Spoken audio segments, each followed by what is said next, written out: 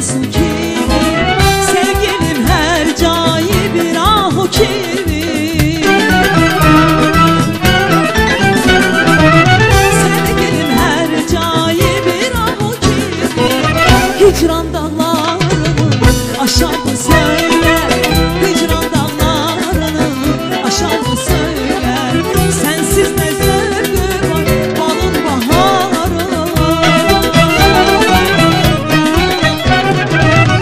Açan çiçeklerin, açan güllerin, sensiz cennet olsa kainat yarı.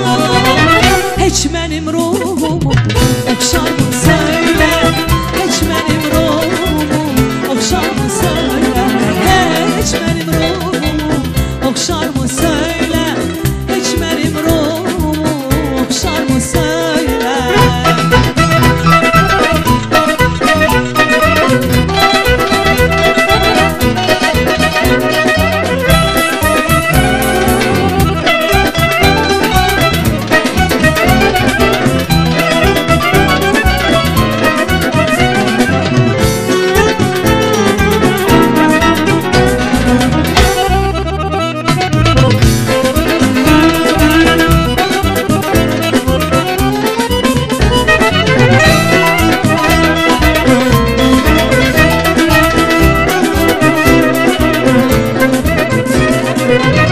Seninle bağladım ben ehdi peyman, dedim kısmetimiz olmasın hicran.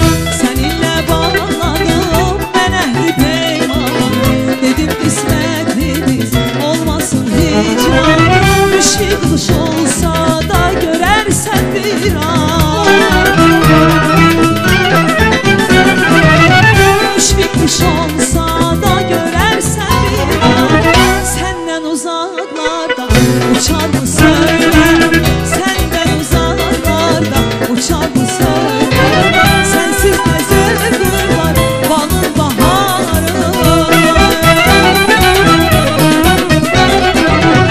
Açan çiçeklerin, uçan kuşların, sensiz cennet olsa kainat yarı. Hiç benim ruhum okşar mı söyle, hiç benim ruhumu okşar mı söyle, hiç benim ruhumu okşar mı söyle, hiç benim ruhumu okşar mı söyle, hiç benim ruhumu okşar mı söyle, hiç benim ruhumu okşar mı söyle, hiç benim ruhumu